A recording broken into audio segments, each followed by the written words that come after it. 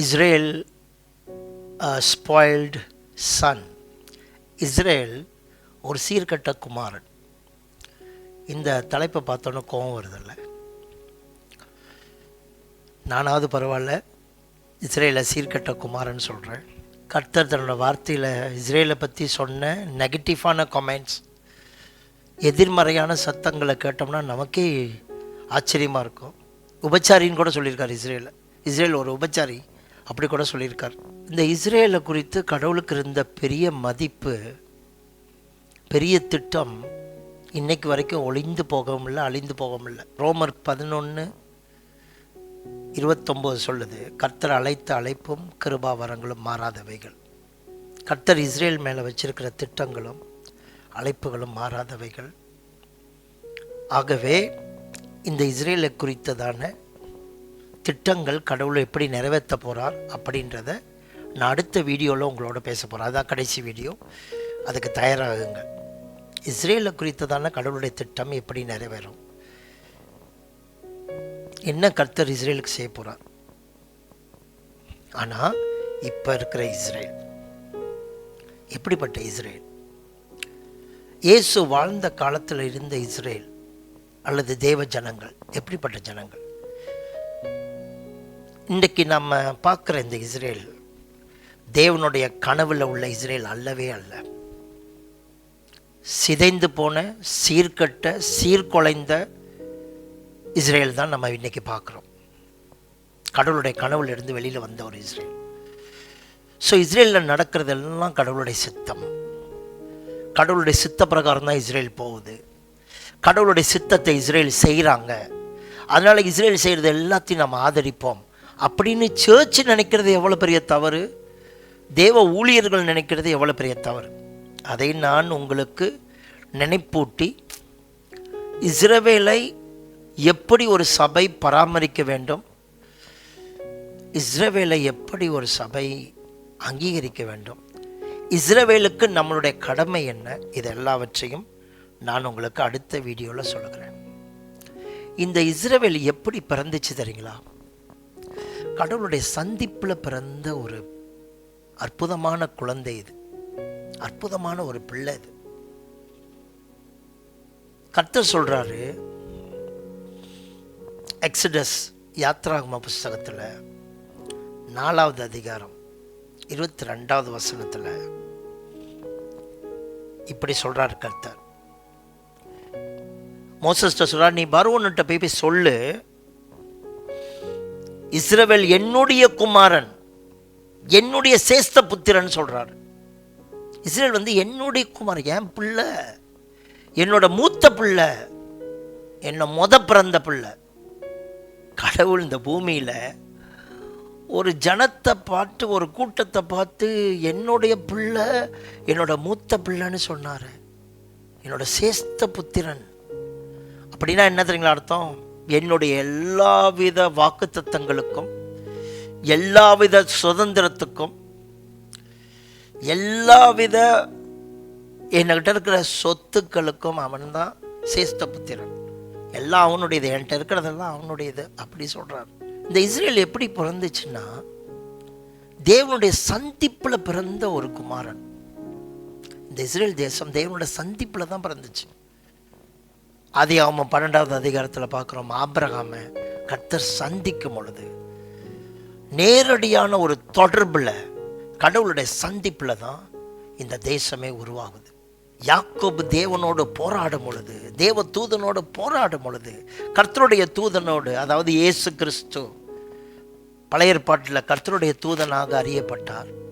அங்கே இயேசு கிறிஸ்துவோடு கர்த்தருடைய தூதனோடு அவன் போராடும் பொழுது, விடிய விடிய அவன் போராடுகிறான் யாக்கோபு. அப்பொழுது கர்த்தர் கேட்குறார், உன் பேர் என்னன்னு? அதுக்கு அவன் சொல்கிறான், என் பேர் யாக்கோபுன்னு. இனிமேல் உன் பேர் யாக்கோபு இல்லை, இனிமேல் உன் பேர் இஸ்ரேல். ஏன்னா நீ தேவனோடு போராடி மேற்கொண்டாய். வாவ், நீ தேவனோட போராடி மேற்கொண்ட ஒரு மனுஷன். அங்கே தான் இஸ்ரேல் பிறக்கிறான். ஸோ ஆபிரகாமை சந்திக்கும் போது அங்கே இஸ்ரேல் உருவாகிறது. ஈசாக்கை பலிபீடத்தில் வைக்கும் பொழுது உன் பிள்ளை மேலே கை போடாத, இந்த பிள்ளையின் மூலம் பூமியின் வம்சங்களை நான் ஆசீர்வதிப்பேன்னு நேரடியாக கர்த்தர் சந்திச்சார். அங்கே தான் இஸ்ரேல் பிறக்கிறான். மூன்றாவது யாக்கோபு, இஸ்ரேலாக மாறினானே, அங்கே இஸ்ரேல் பிறக்கிறது. ஸோ ஆபிரகாமின் தேவன், ஈசாக்கின் தேவன், யாக்கோபின் தேவனாக தேவனுடைய தெய்வீக சந்திப்பில் பிறந்தான். இந்த குமாரனை கர்த்தர் எகிப்திலிருந்து அழைக்கிறார். ஓசியா 11:1 சொல்லுவார் பாருங்க, என் குமாரனை நான் எகிப்திலிருந்து அழைத்தேன். அது இயேசுவுக்கும் சொல்லப்பட்ட ஒரு தீர்க்க தரிசனமாய் மாறினது. கர்த்தர் இளைஞனாக இருக்கும் பொழுது அவன் குமாரனை எகிப்திலிருந்து கர்த்தர் அழைக்கிறார். எப்படி அழைக்கிறார்? இப்போ தான் வாசிச்சோம்ல ஒரு வசனத்தில், நீ போயிட்டு சொல்லு பார்வோன்னுட்ட, இந்த இஸ்ரேல் என்னோட பிள்ளை, என்னோட பிள்ளையை நீ விடல, உன்னோட பிள்ளை பாதிக்கப்படும், உன்னோட தலைச்சம் பிள்ளை பாதிக்கப்படும், என் பிள்ளையை விட்டுரு, என் பிள்ளையை விட்டுரு அப்படின்னு கர்த்தர் பேசுகிறார். இங்கே தான் கர்த்தர் சுதந்திரமாக உரிமையாக என்னோட பிள்ளைன்னு சொல்லுகிறார். ஆனால் இந்த பிள்ளை எப்படிப்பட்ட பிள்ளையாக மாறினது? சில வசனங்களை நான் சொல்லிட்டு பழைய ஏற்பாட்டில் கொஞ்சம் வசனம் தான் படிக்க போகிறேன். ஆனால் புதிய ஏற்பாட்டில் ஜீசஸ் வந்த பிறகு இஸ்ரேலை பற்றி சொன்ன ரொம்ப ரொம்ப முக்கியமான விஷயத்தை வச்சு தான் நான் இன்னைக்கு சொல்ல போகிறேன். சேஸ்த புத்திரனாகிய இஸ்ரேல், அவரோட குமாரன் எப்படி சீர்கட்ட பிள்ளையாக மாறினான். இனிமேல் யாருமே திருத்த முடியாத ஒரு பிள்ளையாக மாறிட்டான் இஸ்ரேல். அதை பற்றி சில வசனங்களை நான் இன்னைக்கு வாசித்து, இயேசு கிறிஸ்து என்ன அந்த இஸ்ரேலை குறித்து சொன்னாரோ அதன் விளைவு தான் இன்னைக்கு நம்ம இஸ்ரேலில் பார்க்குற ஒரு காரியம். இயேசு கிறிஸ்து என்ன சொன்னார் இஸ்ரேலை பற்றி, அதோட விளைவு தான் இன்னைக்கு அவங்க அனுமதிக்கிறார். அதனால கிறிஸ்தவர்களே, ஊழியர்களே, இஸ்ரவேலை கண்மூடித்தனமாய் ஆதரிக்காதீர்கள். இயேசு கிறிஸ்து என்ற கண்ணோட்டத்திலும் இஸ்ரேலை குறித்து கடவுள் என்ன மீட்பின் திட்டம் வைத்திருக்கிறாரோ அந்த கண்ணோட்டத்தில் இஸ்ரவேலை நீங்கள் ஆதரிக்க வேண்டும். இல்லாவிட்டால் நீங்கள் அல்லது நாம் சத்துருக்கு இடம் கொடுத்து அவன் யார் யாரை பாய்க்கிறானோ அவங்க எல்லாத்தையும் நாம் பாய்க்க ஆரம்பிச்சிடுவோம். அது கர்த்தருடைய பார்வையில் பெரும் குற்றமாக இருக்கிறது. அதற்காக கர்த்தர் உங்களை அழைக்கல. நீங்கள் சமாதானம் பண்ணுகிறவர்கள் பாக்கியவான்கள், அவர்கள் தேவனுடைய புத்திரராக. இன்னைக்கு கர்த்தர் உங்களை தேவனுடைய புத்திரர் என்று சொல்லுகிறார், சபையை பார்த்து சொல்லியிருக்கிறார். ஸோ நீங்கள் சமாதானம் பண்ணுகிறவர்களாக இராமல் சண்டை பண்ணுகிற குழுவில் சேராது. கர்த்தர் இந்த சேஸ்த புத்திரனை அழைத்து ஒரு நாட்டை கொடுத்து அவனை நல்ல உயர்குல திராட்சை செடியாக, திராட்சை தோட்டமாக உருவாக்கினார். அவர்கள் ஆகாத கனிகளை கொடுத்தார்கள். ஏசாயா 1வது அதிகாரத்துக்கு வாங்க. இந்த மூத்த குமாரன் எப்படி ஆயிட்டான், இந்த செல்ல பிள்ளை எப்படி ஆயிட்டான் என்று சொல்லுகிறேன். ஏசாயா 1வது அதிகாரம். இந்த வசனத்தை நான் படிக்க பொழுது மனசை உடைஞ்சிட்டேன், நான் நொறுங்கிட்டேன். நான் இஸ்ரேல் மேலே ஒரு தனி அன்பே எனக்கு வந்துடுச்சு. நான் ரொம்ப நேரம் கண் கலங்கி ஜெபம் பண்ணேன். அன்பா, இந்த இஸ்ரேல் தேசத்தை மன்னிங்க, இந்த பிள்ளைகளை மன்னிங்க அப்படின்னு இவ்வளோ நாளாக இருந்த அந்த கொஞ்சம் தூரம் கூட எனக்கு இப்போ இல்லை. இஸ்ரேல் மேலே மிகப்பெரிய பிரியம் எனக்கு வந்திருக்கு. அந்த ஜனங்களை பாருங்களேன். 1வது அதிகாரம். கடவுளுடைய பாரம், எனக்கு இஸ்ரேல் குறித்த கடவுள் வச்சிருக்கிற பாரத்தை நான் கொஞ்சம் உணர ஆரம்பித்தேன். நீங்கள் அந்த வசனத்தை வாசிப்பீர்கள் என்று நம்புகிறேன். ஏசாயா 1வது அதிகாரம் 2வது வசனம். வானங்களே கேளுங்கள், பூமியே செவி கொடு, கர்த்தர் பேசுகிறார். நான் என் பிள்ளையை வளர்த்து ஆதரித்தேன், அவர்களோ எனக்கு விரோதமாக கலகம் பண்ணினார். கவனமாக பாருங்க, இங்கே பாருங்களேன். எப்போ ஒரு தாய் வானத்தை பார்த்து கதறுவான், எப்போ ஒரு தகப்பன் வானத்தை பார்த்து பேசுவான் தெரியுமா? அவன் பிள்ளை செவி கொடுக்காம போயிருச்சுன்னா, கேட்காமே போயிருச்சுன்னா, அந்த தாய் தகப்பனுடைய கதறுதல் மாதிரி கர்த்தர் கதறார். வானங்களே நீங்களாவது எனக்கு செவி கொடுங்கள், பூமியை நான் சொல்றதை கேளு. நான் என் பிள்ளைய பெற்று வளர்த்து ஆதரித்தேன், என் பிள்ளைய பெற்று வளர்த்து ஆதரித்தேன், அவனை காப்பாற்றின, அவனை சுமந்த தகப்பன் தன் பிள்ளையை சுமந்து வர்றது போல எகிப்திலிருந்து அவனை நான் சுமந்து கொண்டு வந்தேன், அவனை ஆதரித்தேன். ஆனால் இன்னைக்கு எனக்கு விரோதமாகவே கலகம் பண்ணினாங்க, எனக்கு விரோதமாகவே கலகம் பண்ணாங்க. ஒரு நல்ல தகப்பன்கிட்ட போய் கலகம் பண்ற ஒரு நாடு தாங்க இஸ்ரேல் நாடு. இன்னைக்கு நான் உங்களுக்கு சொல்லட்டா, இந்த இஸ்ரேல் நாடு நல்ல தகப்பனை நோக்கி கலகம் பண்ணுகிற பொல்லாத ஒரு நாடாக மாறினார். கலகம் பண்ணுகிற பிள்ளையா மாறிட்டாங்க. இன்னும் வாசிக்கிறேன் கேளுங்க.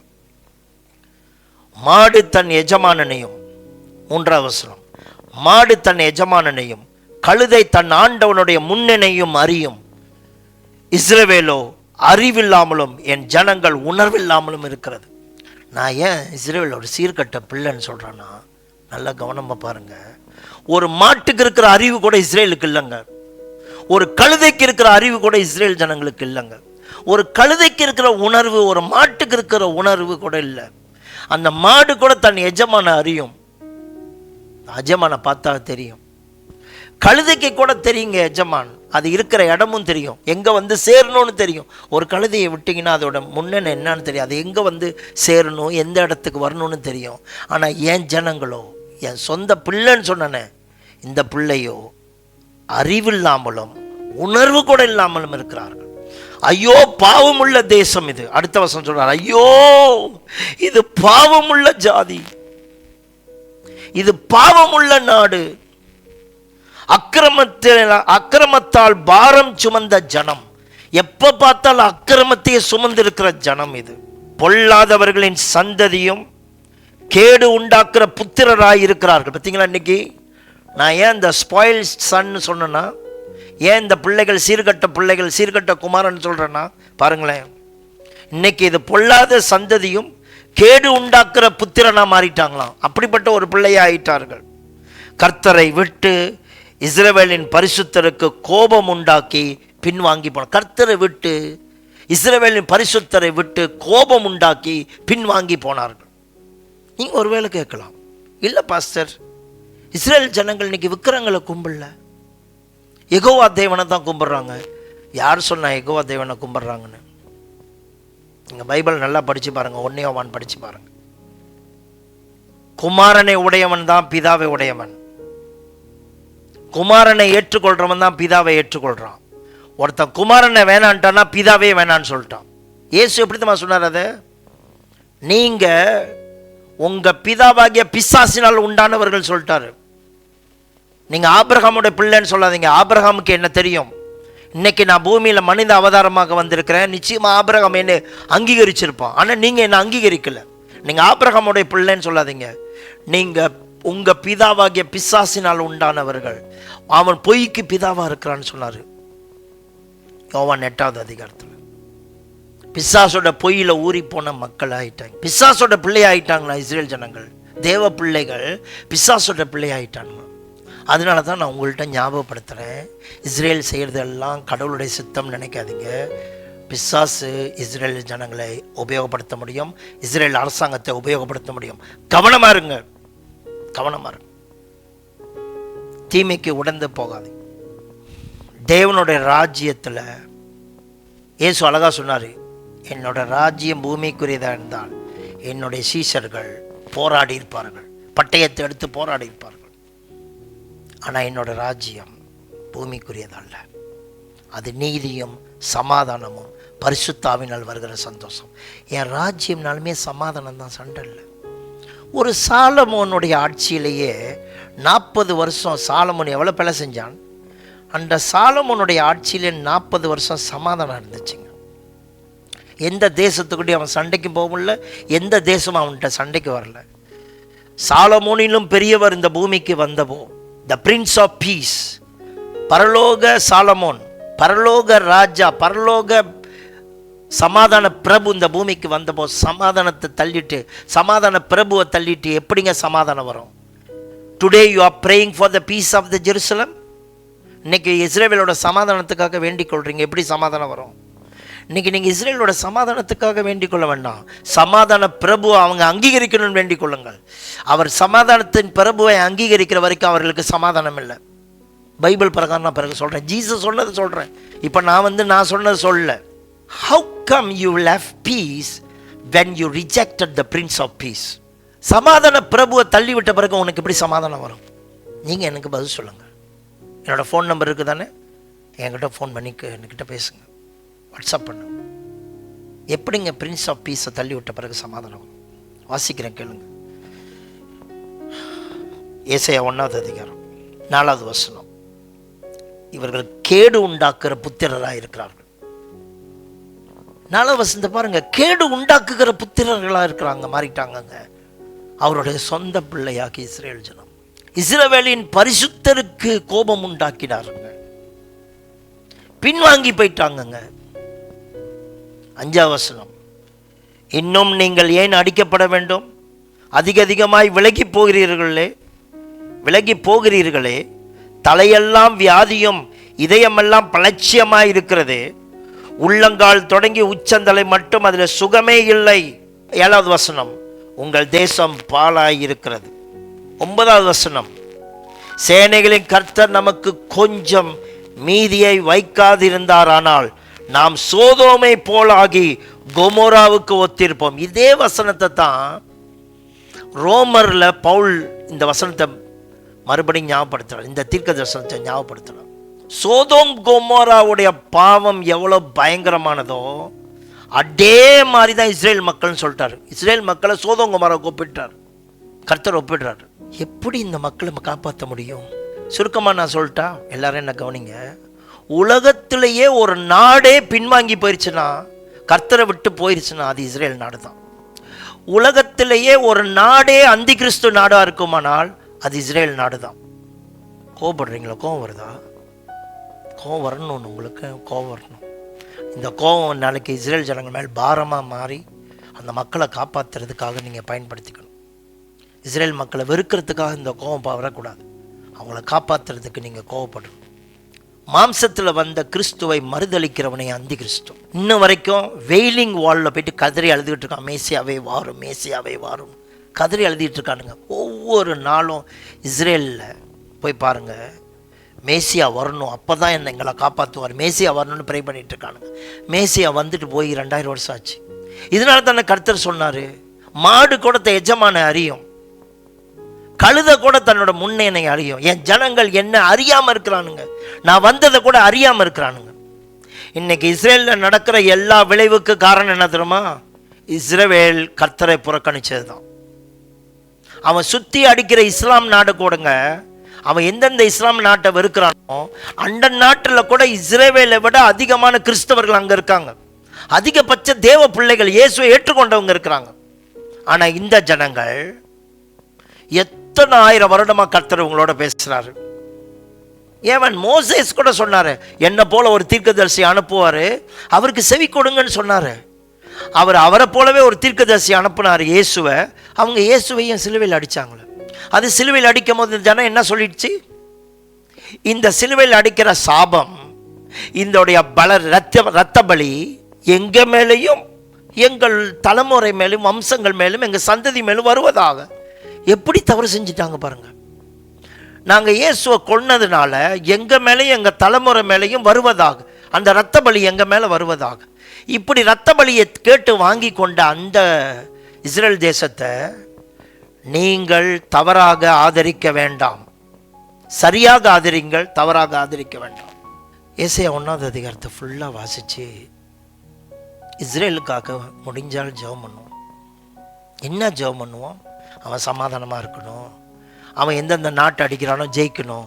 அந்த ஜெபத்தை நீங்கள் பண்ணவே கூடாது. என்ன பண்ணணும்னு நான் அடுத்த வீடியோவில் உங்களோட பேசுகிறேன். இந்த இஸ்ரேலை குறித்ததான இயேசுடைய வார்த்தைகளை கொஞ்சம் பார்ப்போம். என்னோடு கூட முதலாவது லூக்கா புஸ்தகத்தை எடுத்துக்கொள்ளுங்க.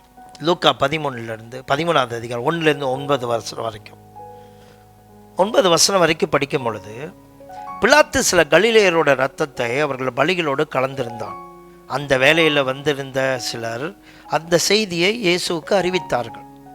2வது வசனம், இயேசு அவர்களுக்கு பிரதியுத்தரமாக, இந்த கலிலேயருக்கு அப்படிப்பட்டவைகளை சம்பவித்ததினாலே மற்ற எல்லா கலிலேயரை பார்க்கிலும் அவர்கள் பாவிகளா என்று நினைக்கிறீர்களா?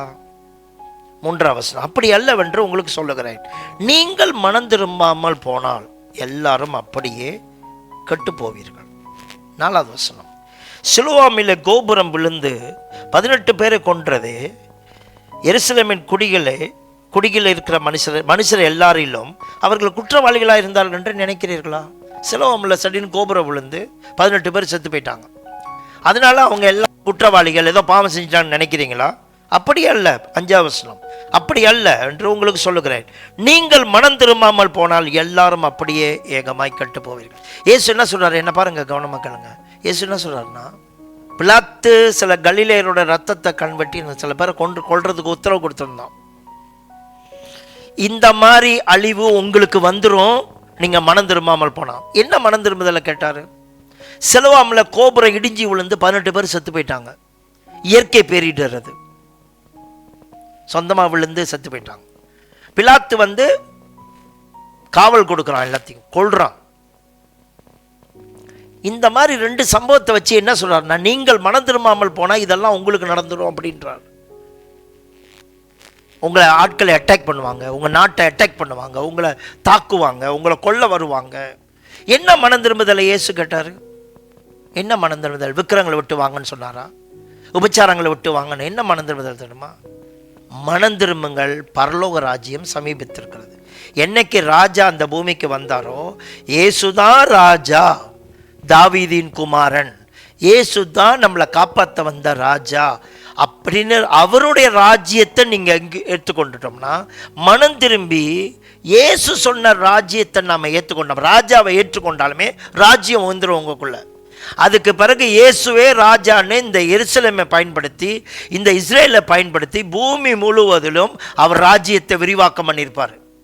அன்னைக்கு பெந்தகோஸ்தே நாளில் 120 பேர் மேலே ஆவியானவர் வந்தார். 120 பேர் மேலே வந்திருப்பாரு. இந்த தேசத்தின் மேலேயே வந்திருப்பாரு. இந்த தேசத்துள்ள யாவர் மேலேயே வந்திருப்பாரு. முதல் நூற்றாண்டிலே, நல்லா கவனமாக கேளுங்க, முதல் நூற்றாண்டிலேயே தேவ ராஜ்யம் உலகம் முழுவதும் பரவி இருக்கும். முதல் நூற்றாண்டிலே எல்லா நாடுகளுமே தேவனுடைய நாடுகளாக மாறிடும், தேவ ராஜ்யமாக மாறி இருக்கும். கிறிஸ்தவர்களாக இருந்திருப்பாங்க, கண்டிப்பாக 100க்கு 100 இருந்திருப்பாங்க. இதுதான் கடவுளுடைய சித்தம். முதல் நூற்றாண்டிலே இஸ்ரவேல் பழைய ஏற்பாட்டில் செஞ்ச துரோகங்களை பார்க்கிலும் அவங்க செஞ்ச பெரிய துரோகம் இயேசுவை புறக்கணிச்சது தான், மேசியான்னு அங்கீகரிக்காமல் போனது தான். இன்னைக்கு 100 இஸ்ரேல் ஜனங்களில் 1.7 2 பேர் கூட இல்லை கிறிஸ்டியன்ஸ். அதை விட கொஞ்சம் குறைவு தான், 2% கூட இல்லை. எந்த அளவுக்கு கிறிஸ்துவை எதிர்த்து நிற்கிற அந்தி கிறிஸ்துவா இருந்திருப்பாங்க பாருங்க. இப்போ ஒரு ஓமையை சொல்றார், வாசிப்போமா? 13வது அதிகாரத்தில் 6வது வசனம். அப்பொழுது அவர் ஒரு ஓமையை அவர்களுக்கு சொன்னார். லூக்கா 13:6. என்ன சொன்னாரு? ஒருவன் தன் திராட்சை தோட்டத்தில் ஒரு அத்தி மரத்தை நட்டிருந்தான். அவன் அதில் கனிகளை தேடின போது ஒன்றையும் காணவில்லை. அப்பொழுது அவன் தோட்டக்காரனை நோக்கி, இதோ 3 வருஷமாய் இந்த மரத்திலே கனியை தேடி வருகிறேன், ஒன்றையும் காணவில்லை. இதை வெட்டி போடு, இது நிலத்தை ஏன் கெடுக்கிறது என்றான். 8வது வசனம். அதற்கு அவன், ஐயா, இது இந்த வருஷம் மட்டும் இருக்கட்டும், நான் இதை சுற்றிலும் கொத்தி எரு போடுவேன். 9வது வசனம். கனி கொடுத்தால் சரி, கொடுக்காவிட்டால் இனிமேல் அதை வெட்டி போடலாம் என்று சொன்னான் என்றான். எல்லாரும் என்ன பாருங்கள், கவனமா பாருங்க. ஆண்டவர் என்ன பண்ணார்னா ஒரு கதை சொல்றார், அழகான கதை. என்னன்னா, ஒரு திராட்சை தோட்டத்தின் நடுவில் நல்ல ஒரு அத்தி மரத்தை நட்டு வைக்கிறார். இந்த உலகமாகிய திராட்சை தோட்டங்களில் நடுவில் இஸ்ரவேல் தேசம், இந்த யூத ஜனங்கள் ஒரு அற்புதமான அத்தி மரம். இதை சுத்திலுமாக அவர் வேலி அடித்து எரு போட்டு இது எப்படியாவது கனி கொடுக்குன்னு இந்த அத்தி மரத்துக்கிட்ட 3 வருஷமா கனி தர்றாங்க, கிடைக்கலையா. கனி கொடுக்கலன்னு எஜமான் என்னமா சொல்றாரு? இது கனி கொடுக்காதனால இதை பிடுங்கி போடு. இது ஏன் மற்ற அந்த நிலத்தை கெடுக்குது? நிலத்தை ஏன் கெடுக்குது? பிடுங்கி போடணும். இது ரொம்ப பேர் சபைக்கு பிரசவம் பண்ணுவாங்க. இது சபைக்கு சொன்ன வார்த்தை இல்லை, இஸ்ரேல் தேசத்தை பற்றி சொன்னது. இதை பிடுங்கி போடு அப்படி சொல்றாரு. அதுக்கு தோட்டக்காரன் சொல்றாரு, இந்த தோட்டக்காரன் தான் ஜீசஸ். ஜீசஸ் என்ன சொல்றாருன்னா, இல்லை இந்த வருஷம் இருக்கட்டும். எந்த வருஷம்? ஒரு தலைமுறை எப்படி கணக்கு பண்ணுறாங்க? 40 வருஷம். ஜீசஸ் என்ன எதிர்பார்க்குறான்னா, ஒரு 40 வருஷம் விட்டு பார்ப்போம், நான் உயிர் தெழுந்த பிறகு பார்ப்போம், ஒரு 40 வருஷம் விட்டு பார்ப்போம்.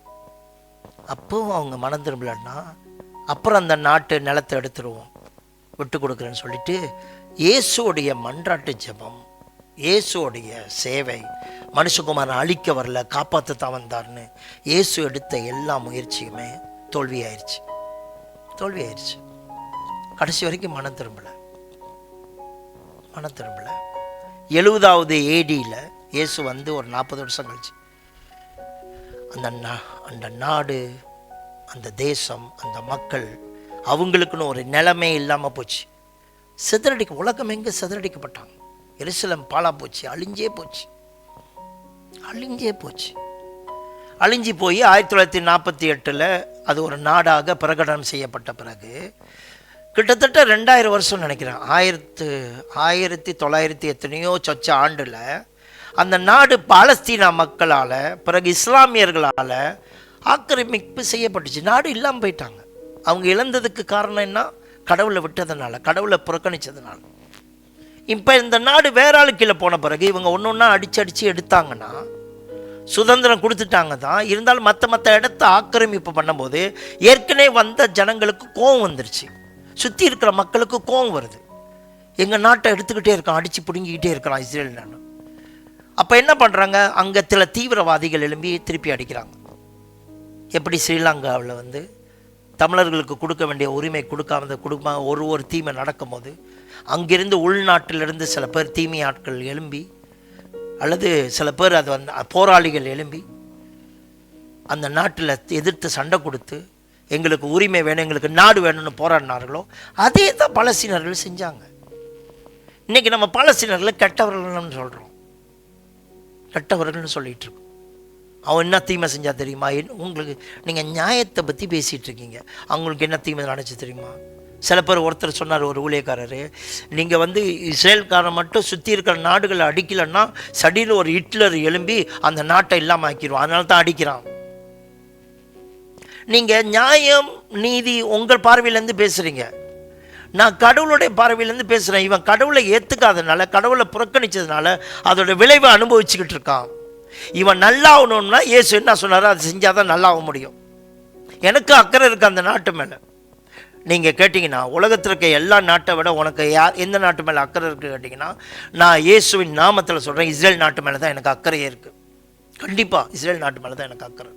என்னுடைய போராட்டம் என்னன்னா, நீங்கள் தப்பாக அந்த நாட்டு பக்கத்தில் நிற்காம சரியாக கடவுளுடைய பார்வையிலிருந்து அந்த மக்களை காப்பாற்றணும்னு தான் சபையை கேட்டுக்கொள்கிறேன், ஊழியக்காரர்களை கேட்டுக்கொள்கிறேன்.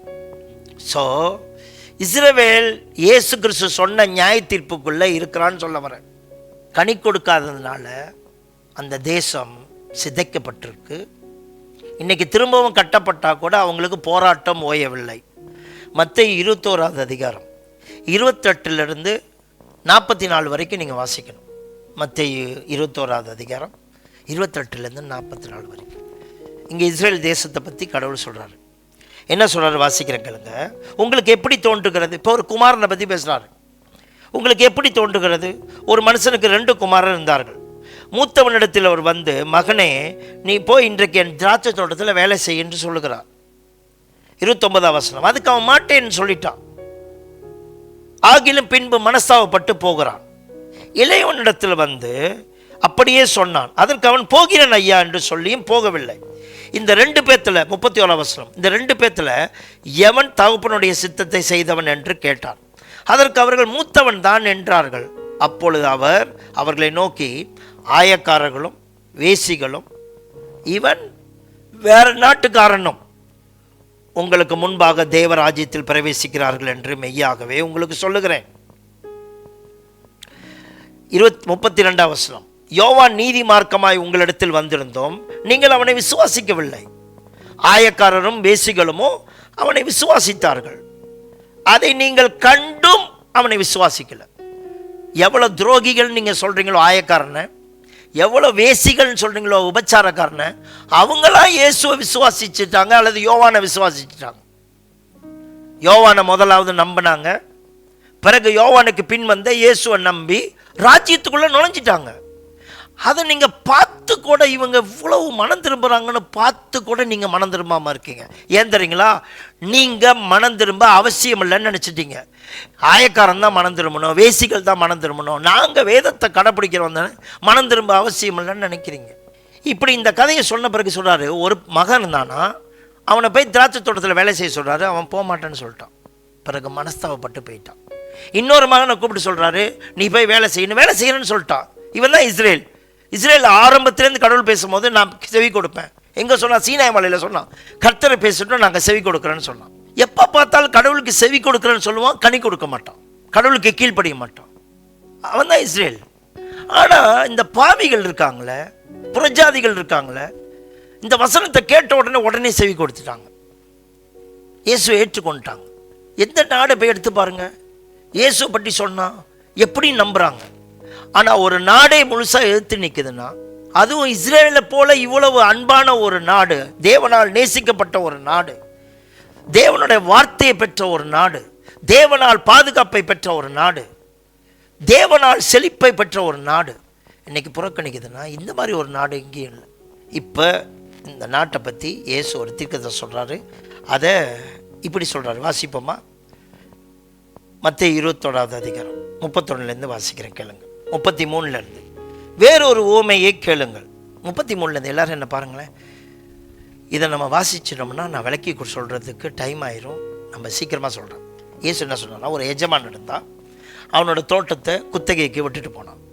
குத்தகைக்கு விட்டுட்டு போயிட்டு கனி கொடுக்கறதுக்கு, கனி கொடுத்த பிறகு குத்தகை விட்டுட்டு போன அந்த கனிகளை வாங்கிறதுக்கு தன்னுடைய வேலைக்காரனை அனுப்புகிறார், ஊழியக்காரனை அனுப்புகிறார்.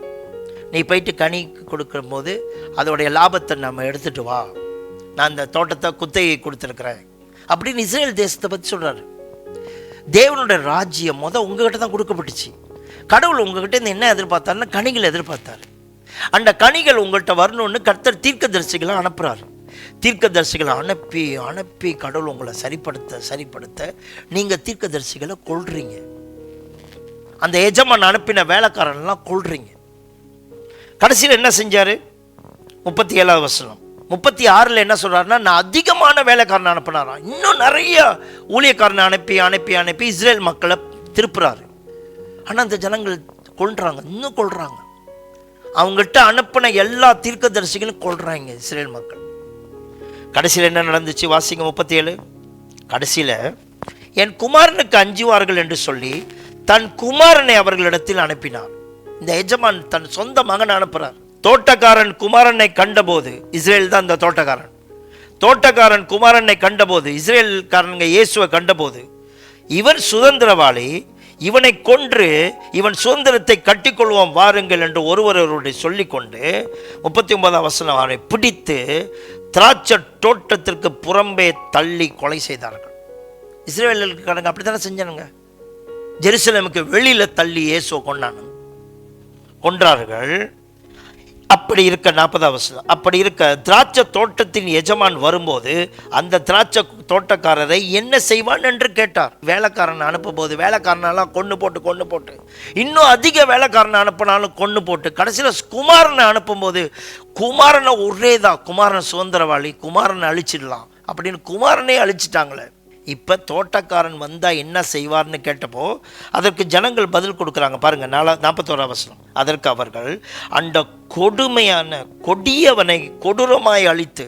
எந்த கொடியவனை? இஸ்ரவேல் தேசத்தை எப்படி சொல்லியிருக்கு, எப்படி மக்கள் தீர்ப்பு கொடுக்குறாங்க? விளங்காமல் கொடுக்குறாங்க, தங்களை பற்றி சொல்கிறாங்க.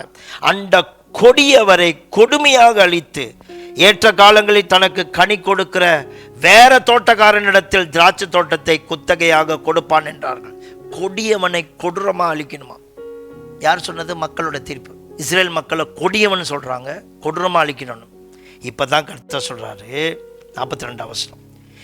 இயேசு அவர்களை நோக்கி, வீடு கட்டுகிறவர்கள் ஆகாதென்று தள்ளின கல்லே மூளைக்கு தலைக்கல் ஆயிற்று, அது கர்த்தரால் ஆயிற்று, அது நம்முடைய கண்களுக்கு ஆச்சரியமாக இருக்கிறது என்று வேதம் சொன்னதை ஒரு காலமும் வாசிக்கலையா? வீடு கட்டுறதுக்கு ஒரு மூளைக்கல் இருந்தால் தான் அந்த வீடு கடைசி வரைக்கும் நிற்கும். எல்லாரும் என்ன பாருங்க, ஒரு கோர்னர்ஸ்டோன் இருந்தால் தான், ஒரு தலைக்கல்ல கொண்டாந்து வச்சாதான், அந்த மூளைக்கல்ல கொண்டாந்து வச்சாதான் அதுக்கு மேலே எப்படி கட்டினாலும் அந்த வீடு நிலைச்சு நிற்கும். ஆனால் அந்த தலைக்கல் தான் ஜீசஸ். அந்த ஜீசஸையே தள்ளி விட்டுட்டானுங்கன்னா அது கண்களுக்கு ஆச்சரியமா இருக்கு.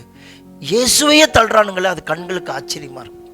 ஆகையால் 43 வசனம். ஆகையால் தேவனோட ராஜ்யம் உங்களிடத்திலிருந்து நீக்கப்பட்டு அதுக்கேற்ற கனிகளை தருகிற ஜனங்களுக்கு கொடுக்கப்படும். இன்னைக்கு தேவ ராஜ்யம் இஸ்ரேல் தேசத்தை விட்டு நீக்கப்பட்டு விட்டது. இயேசு சொல்றாரு, தேவ ராஜ்யம் இஸ்ரேல் மூலமா வெளியரங்கமாகும். இஸ்ரேல் மூலமா தேவன் தன்னுடைய மகிமையை காண்பிப்பார், தன்னுடைய வல்லமையை காண்பிப்பார், தன்னுடைய ஞானத்தை காண்பிப்பார். தன்னுடைய ராஜ்யம்னா இப்படித்தான் இருக்கணும், சமாதானம், அன்பு. அப்படிப்பட்ட ஒரு ராஜ்யத்தை இந்த பூமியில காமிப்பாங்கன்னு பார்த்தா, இஸ்ரேல் மக்கள் அன்பின் ராஜ்யத்தை உண்டாக்க வந்த அன்பான குமாரனை அழிச்சுவிட்டு அன்பை இழந்துவிட்டு இன்னைக்கு போராடிக்கிட்டு ராஜ்யத்துக்காக போராடுறாங்க, அரசாங்கத்துக்காக போராடுறாங்க. அதை இஸ்ரேல் மக்கள் போராடுறதை நம்ம கிறிஸ்தவங்க ஆதரிக்கிறாங்க. இது சரியா? நீங்களே நீதானே.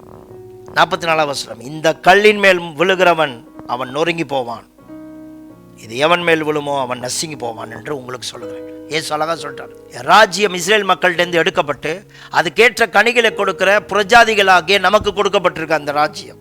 Don't promote war, don't promote hatreds. எதிர்ப்புகளையும் வெறுப்புகளையும் சபை ப்ரொமோட் பண்ணாதீங்க, செய்யாதீங்க. இஸ்ரவேலை எதிர்க்கிறவனை நீங்க எதிர்க்க கூடாது, இஸ்ரவேலை பாய்க்கிறவனை நீங்க பாய்க்க கூடாது. தேவனுடைய ராஜ்யம் அன்பின் ராஜ்யம். தேவனுடைய ராஜ்யம் இன்றைக்கு புரஜாதிகள் கையில் கொடுக்கப்பட்டிருக்கு, எல்லா மக்கள் கையில் கொடுக்கப்பட்டிருக்கு. இந்த ராஜ்யம் ஒரு கண்ணத்தில் அரைஞ்சா மறு கண்ணத்தை காமிக்கணும்னு சொல்லுது. இந்த ராஜ்யம் என்னமா சொல்லுது? உன் சத்துருக்களை நேசிப்பாயாகன்னு சொல்லுது. அவர் நல்லோர் மேலும் தீயோர் மேலேயும் மலையை வர்ஷிக்க பண்ணுகிறோம். கெட்டவனை நேசிக்கிற ஒரு ராஜ்யம் தான் இந்த ராஜ்யம். ஆனால் இந்த ராஜ்யத்துக்குள்ளே இருந்துட்டு நீங்கள் யாரையோ பயிக்கிறீங்கன்னா, நீங்கள் இஸ்ரேல் மாதிரி சீர்கட்ட குமாரனா போக போகிறீங்களான்னு கேட்குறேன். இந்த கல்லில் மோதுபவன் அவன் நொறுங்கி போவான், இது எவன் மேல் விழுமோ அவன் நசுங்கி போவான். இஸ்ரேல் மக்கள் மட்டும் இந்த ராஜ்யத்தை வச்சு தங்கள் வாழ்க்கையை எழுப்பியிருந்தாங்கன்னா, இயேசு கிறிஸ்து என்ற தலைக்கல்லை வச்சு இந்த ராஜ்யத்தை எழுப்பியிருந்தாங்கன்னா, இந்த கல் மேலே எவன் மோதுறானோ அவன் நொறுங்கிடுவான், இந்த கல் எவன் மேலே விழுதோ அவன் நசுங்கிடுவான். அப்படின்னா என்னது அர்த்தம்? இந்த ராஜ்யம் எல்லாத்தையும் மேற்கொண்டு எல்லா இடத்துலையும் ஜெயிக்கிற ஒரு ராஜ்யமாக, சமாதானத்தை பரப்புகிற ஒரு ராஜ்யமாக. எவனா சண்டை போடணும் வந்தாலும் சண்டை அடைஞ்சிருவான், எவனா எதிர்க்கணும்னு நினச்சானா அப்படியே கீழே விழுந்து சண்டை அடைஞ்சிருவான். ஏன்னா இயேசு சமாதான பிரபு. அப்படி ஒரு ராஜ்யத்தை கடவுள் கனவு கண்டப்போ அந்த ராஜாவையும் தள்ளி விட்டு, அந்த தலைக்கல்ல தள்ளி விட்டு, நீ இப்போ கட்டிக்கிட்டு இருக்க நாட்டை, அந்த நாடு நிற்குமோ? அந்த நாடு நிற்கும்னு நினைக்கிறீங்களா? இன்னும் நசுக்கப்படுவார்கள். எது வரைக்கும் நசுக்கப்படுவாருங்கன்னு நான் அடுத்த வசனத்தை சொல்கிறேன். இந்த கல்லின் மேல் மோதுகிறவன் தேவராஜ்யம், இயேசு கிறிஸ்துவும் அவரோட ராஜ்யமும் தான் இந்த கல். இது மேலே இந்த ராஜ்யத்துக்கு ஒருத்தர் இடம் கொடுத்துட்டான்னா, ஒரு சர்ச் இடம் கொடுத்துருச்சுன்னா, ஒரு குடும்பம் இடம் கொடுத்துருச்சுன்னா, அவங்களுக்குள்ளேருந்து சமாதானம் போகும். யாராவது எதிர்ப்புகள் வந்தாங்கன்னா, எதிரிகள் வந்தாங்க, அப்படியே நொறுங்கி நம்மகிட்ட விழுந்து சமாதானம் ஆயிடுவாங்க. நம்ம யார் மேலேயாவது விழுந்தோம்னா நாம் தான் ஆதிக்கம் செலுத்துவோம், நாம் தான் எல்லாவற்றையும் ஆதிக்கம் செலுத்தும். நம்முடைய சத்துருக்கள் நம்மோடு சமாதானமாகும்படி செய்வார். மத்தேயு 23 வாங்க. எது வரைக்கும்னு சொல்கிறேன், எது வரைக்கும் இஸ்ரவேலுக்கு நிம்மதி இருக்காதுன்னு சொல்கிறேன். இயேசு சொல்கிறாரு, முதல்ல சொன்ன ஊமைகளை இயேசு இப்போ வார்த்தையாக சொல்கிறாரு. 34 வசனத்திலிருந்து, இதோ தீர்க்கதரிசிகளையும் ஞானிகளையும் வேத பாரகர்களையும் உங்களிடத்தில் அனுப்புகிறேன். அவர்களை சிலரை நீங்கள் கொன்று சிலுவையில் அறைவீர்கள், சிலரை உங்கள் ஆலயங்களில் வாரினால் அடித்து ஊருக்கு ஊர் துன்பப்படுத்துவீர்கள். இப்போ பார்த்தீங்களா இயேசு என்ன சொல்கிறாருன்னு? என்ன கொன்றுவீங்க, அதுக்கு பிறகு நான் அனுப்புகிற தீர்க்கதரிசிகளை, நான் அனுப்புகிற ஊழியக்காரனுங்களை, நான் அனுப்புகிற தேவ மனுஷர்களை, நான் அனுப்புகிற ஊழியக்காரங்களை நீங்கள் கொல்லுவீங்கன்னு இஸ்ரேல் பார்த்து சொல்கிறாரு, ஜெருசலம் பார்த்து சொல்கிறாரு. நடக்கலையா இது? நான் உங்கள்கிட்ட கேட்குறேன். பழைய ஏற்பாட்டில் எல்லா தீர்க்கதரிசிகளும் கொண்டு போட்ட ஜனம் இது. சொந்த குமாரனையும் அழிச்ச இஸ்ரேல் இது. அந்த குமாரன் அனுப்பின அப்போஸ்தலர்களையும் ஊழியக்காரங்களையும் அழிச்ச தேசம் இது. நீங்கள் கண்மூடித்தனமாக ஆதரிக்க போகிறீங்களா? இன்னும் படிங்க, 35 வசனம். நீதிமானாகிய ஆபேலுடைய ரத்தம் முதல் ரத்தம், ஆபேலோட ரத்தம் சிந்தப்பட்டுச்சு. காயின் அடிச்சு கொண்டான். பகைகளை நீங்கள் ஆதரிக்க போகிறீங்களா? அவன் பலஸ்தீனா அடிக்கிறான்னு சொல்லிட்டு நீங்கள் பலஸ்தீனாவுக்கு விரோதமாக போக போகிறீங்களா? நீதிமானாகிய ஆபேலோட ரத்தம் முதல் தேவாலயத்தின் பலிபீடத்தின் நடுவே நீங்கள் கொலை செய்த பராகியாவின் குமாரனாகிய சகாரியாவின் ரத்தம் வரைக்கும் பூமியின் மேல் சிந்தப்பட்ட நீதிமான்களுடைய இரத்த பலிகள் எல்லாம் உங்கள் மேல் வரும்படி இப்படி செய்வீர்கள். இயேசு என்ன சொல்றாரு பாருங்க, நீங்க எல்லாத்தையும் கொன்னுகிட்டே இருக்கிறீங்க, அந்த இரத்த பலியெல்லாம் உங்க மேல வராதான்னு கேட்கிறாரு. இன்னும் வாசிப்போம். இவைகளெல்லாம் 36 வசனம், இவைகளெல்லாம் இந்த சந்ததியின் மேல் வரும் என்று மெய்யாகவே உங்களுக்கு சொல்கிறேன், இவெல்லாம் உங்கள் மேலே தான் வரும். உங்கள் நாடே இல்லாமல் போகிறீங்க என்றார். அப்போ சொன்னார், அப்படியே நாடு இல்லாமல் போயிட்டாங்க. இன்னைக்கு நாடுன்னு ஒருத்தவங்க வந்தாங்களே, திரும்பவும் இந்த நாடு வந்துச்சே, தேவ ராஜ்யத்தை அங்கீகரிக்க வேணாம், மேசியாவை அங்கீகரிக்க வேண்டாம், இயேசு கிறிஸ்து தான் ரட்சகர்னு அங்கீகரிக்க வேணாம் இந்த நாடு. அதற்கு நீங்கள் ஜெபிக்க வேண்டாம், அதற்காக மன்றாட வேண்டாம், அவங்க இயேசுவை ஏற்றுக்கொள்ளணும் மன்றாட வேண்டாம். அதை விட்டு அவங்க செய்கிற மற்ற காரியங்களுக்கெல்லாம் அந்த ஜனங்களுக்கு பாதுகாப்பு வேணும்னு நீங்கள் ஜெபிச்சிங்கன்னா என்ன பாதுகாப்பு? இயேசுவே பாதுகாப்பு எடுத்துட்டேன்னு சொல்கிறாரு, நீங்கள் பாதுகாப்புன்னு சொல்கிறீங்க.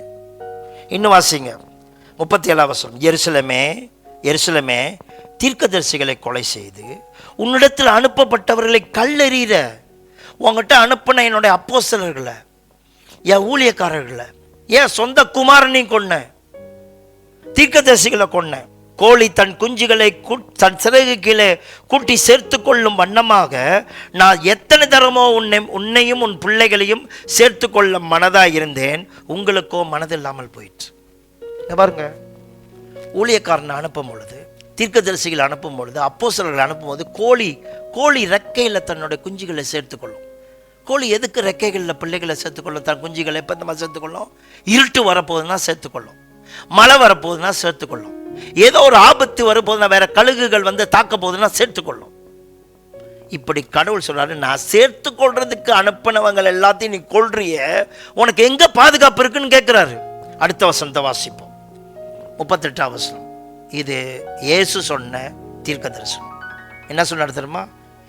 இதோ உன் வீடு உங்களுக்கு பாழாக்கி விடப்படும், உங்கள் நாடு உங்கள் இனம் எப்பவும் பாழாகி தான் கிடப்பீங்க, கஷ்டப்பட்டு தான் கிடப்பீங்க, பாழாக்கி விடப்படும். எது வரைக்கும் பாழா இருப்பீங்க தெரியுமா? வாசிக்கிறேன் கேளுங்க. 39 வசனம். கர்த்தருடைய நாமத்தில் வருகிறவர் ஸ்தோத்தரிக்கப்பட்டவர் என்று சொல்லும் அளவும் இது முதல் என்னை காணாதிருப்பீர்கள் என்று உங்களுக்கு சொல்லுகிறேன். எது வரைக்கும் நம்ம உங்களுக்கு கஷ்டம் இருக்கும்?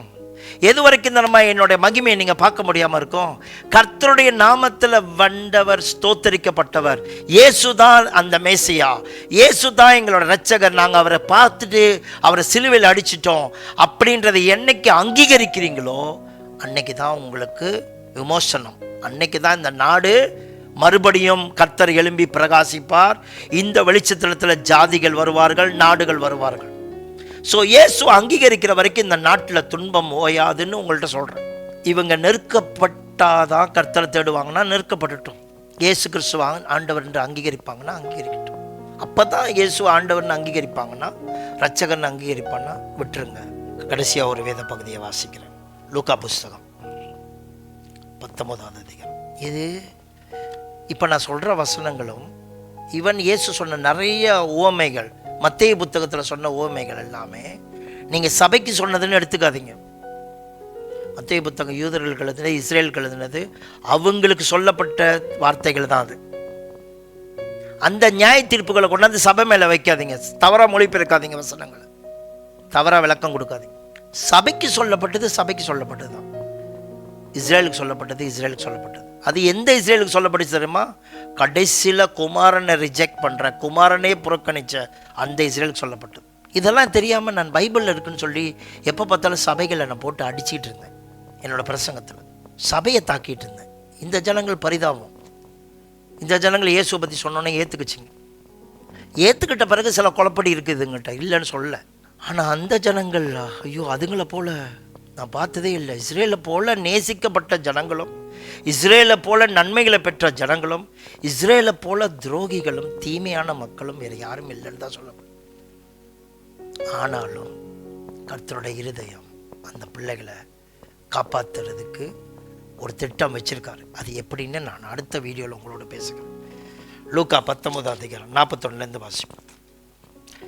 இயேசு ஜெருசலேமை பார்த்து அழுது சொன்ன வார்த்தை 41 வசனம்.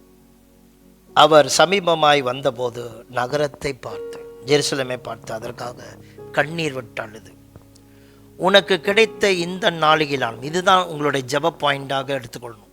இவ்வளோ நேரம் நான் பேசுனதில்லை, நீங்கள் உணர்வடைஞ்சு நானும் உணர்வடைஞ்சு ஜெபிக்க வேண்டிய பாயிண்ட் இதுதான். உனக்கு கிடைத்த இந்த நாளிலாவது உன் சமாதானத்துக்கு ஏற்றவைகளை நீ அறிந்திருந்தாயானால், இங்கேருந்து தான் நான் அடுத்த பிரசங்கத்தை ஆரம்பிக்க போகிறேன். அறிந்திருந்தாயானால் நீ அறிந்திருந்தாயானால் நலமாயிருக்கும். இப்பொழுது அவைகள் உன் கண்களுக்கு மறைவாய் இருக்கிறது. இதுதான் நம்ம ப்ரே பண்ண வேண்டிய விஷயம். கடவுளுடைய சந்திப்பை இவர்கள் அறிய வேண்டும். இவர்களுக்கு கிடைச்ச வாய்ப்பை இவர்கள் அறிய வேண்டும். இப்போவும் இவர்களுக்கு கடவுள் வச்சிருக்கிற வாய்ப்பை அறிய வேண்டும். 43ஆம் வசனம், உன்னை சந்திக்கும் காலத்தை நீ அறியாமல் போனபடினா. ஆரம்பத்தில் என்ன சொன்னேன்? இந்த ஜனங்கள் சந்திப்புல, கடவுளுடைய சந்திப்புல பிறந்த ஒரு தேசம். ஆனா இன்னைக்கு கடவுள் நேரடியா சந்திக்க வரும்போது, தன்னோட குமாரன் மூலமாக பிதா நேரடியா வரும் பொழுது, பரிசுத்த ஆவியானவர் நேரடியா தன் குமாரன் மூலம் பேசும்போது அவர்கள் புறக்கணிச்சிட்டாங்க. 43ஆம் வசனம், உன்னை சந்திக்கும் காலத்தை நீ அறியாமல் போனபடினால் உன் சத்துருக்கள் உன்னை சூழ மதில் போட்டு. நல்லா கவனிக்கணும், இயேசுவை புறக்கணிச்சதுனால தான் எதிரிகள் இன்னைக்கு ஏன் வந்து ஈரான் அடிக்கிறாங்க, மற்ற நாடு அடிக்கிறாங்க தெரியுமா? நியூக்ளியர் பாம்பை வச்சு அடிச்சிருவாங்க, என் நாட்டை தம்சம் பண்ணிடுவாங்க, என் நாட்டை இல்லாம ஆக்கிடுவாங்க. இல்லை சுற்றி இருக்கிற இஸ்புல்லா தீவிரவாதிகள் எங்களுக்கு விரோதமாக வருவாங்க. இந்த பயத்தில் அடிச்சுக்கிட்டு இருக்கான். இதவா கடவுள் செய்ய சொன்னார்? நீ மூளைக்கல்ல நீ இழந்துட்ட, மூளைக்கல்ல தள்ளிட்ட. இன்னைக்கு நீ கிறிஸ்து என்ற சந்திப்பை, கிறிஸ்து மூலம் அந்த சந்திப்பை, இயேசு மூலம் அந்த சந்திப்பை இழந்ததுனால உன் சத்துருக்கள் உன்னை சூழ மதில் போடுவாங்க, உன்னை சுற்றி இறங்குவாங்க, உன்னை வளைந்து கொள்ளுவாங்க, எப்பக்கத்தில் உன்னை நெருக்குவாங்க. 44ஆம் வசனம், உன்னையும் உன்னில் உள்ள உன் பிள்ளைகளையும் தரையாக்கி போட்டு உன்னிடத்தில் ஒரு கல்லின் மேல் ஒரு கல்லில் இராதபடிக்கு செய்யும் நாட்கள் வரும். 70வது ADயில் வந்துச்சு. அதை சொல்கிறார் இயேசு. இந்த நியாய தீர்ப்பு அதோட இல்லைன்னு நினச்சிடாதீங்க. இஸ்ரேல் மக்கள் கிறிஸ்துவை எதிர்க்கிற வரைக்கும் அவர்கள் கஷ்டப்பட்டுக்கிட்டு தான் இருக்க போகிறாங்க. அவர்களுக்கு பாதுகாப்பு இல்லை. அவங்க பிள்ளைங்க அதோட விளைவிசம் பாருங்க. ஒரு கூட்ட ஜனம் கடவுளுடைய சந்திப்பை இழக்கும் போது, உங்களுக்கு நான் சொல்கிறேன், கடவுள் உங்களை சந்திக்க வந்ததை, கடவுள் நம்மளை சந்திக்கிறாரு, இதன் மூலமாக நம்மளோட பேசுகிறாரு, என்னமோ உணர்த்துறாருன்னு அந்த காலத்தை விட்டுட்டீங்கன்னு வச்சுக்கோமே, விட்டுட்டோன்னு வச்சுக்கோமே, பின்பு ஏசா மனம் மாறுதலை காணாமல் போன மாதிரி பிற்காலத்தில் அந்த காலத்தை தவற விட்டுட்டிங்கன்னா, பிற்காலத்தில் நம்மளோட ஜெனரேஷன், நம்ம விட்டுட்டு போகிற சபை மக்கள், நம்ம விட்டுட்டு போகிற நம்ம பிள்ளைங்க, அவங்க பிள்ளைங்களோட பிள்ளைங்க அதோடைய விளைவை அறுத்துக்கிட்டே இருப்பாங்க. ஏன்னா கடவுள் சந்திக்கிறத நம்ம விளந்துட்டோம். இன்னைக்கு அந்த ஜனங்களுக்கு இதான் பாதிப்பு, கடவுளுடைய சந்திப்பை இழந்துட்டாங்க. ஸோ கர்த்தர் இப்படி சொல்லிட்டு எங்கேதுமா பூர்றாரு? நேரம் தேவாலயத்தில் பூந்து புறா விற்கிறவங்களை, காசுக்காரங்க எல்லாத்தையும் கவுத்து போட்டு என்னுடைய வீடு ஜப வீடுன்னு சொல்கிறாங்க. ஏன் தெரியுமா? சந்திக்கிற காலத்தை இவங்க வந்து இழந்துட்டாங்க. இவங்களோட கவனம் எல்லாம் பணத்து மேலே போயிடுச்சு. அது எந்த அளவுக்கு பணத்து மேலே போயிடுச்சுன்னா, ஊழியத்தையும் சபை ஆராதனையும் பணத்தை சம்பாதிக்கிறதுக்கு பயன்படுத்திட்டாங்க, ஒழிய கடவுளை சந்திக்கிறதுக்கு பயன்படுத்தாமல் போயிட்டாங்க. தேவனுடைய ராஜ்யம் சந்திப்பில் உருவாகிறது, கடவுளை அனுபவிக்கிறதுனால உருவாகும். அந்த அனுபவத்துக்குள்ள கர்த்தர் இன்றைக்கு நம்மை கொண்டு போவாராக, மறுபடியும் இஸ்ரவேலை கொண்டு போவாராக. God bless you. இஸ்ரேலுக்காக ஜெபம் பண்ணும். ஆமென். கடவுளுடைய நியாய தீர்ப்பு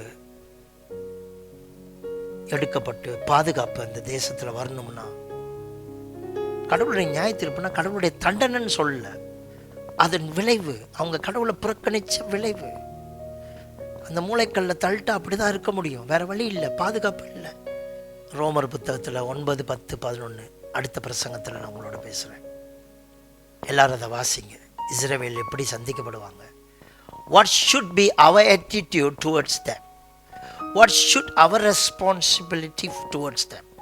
நம்மளுடைய மனப்பான்மை அவங்க மேலே எப்படி இருக்கணும், நம்மளோட பொறுப்பு என்ன அவங்களுக்கு, அதுதான் நான் சொல்லி முடிக்க போகிறேன். God bless you. அடுத்த வீடியோவில் உங்களை சந்திக்கிறேன்.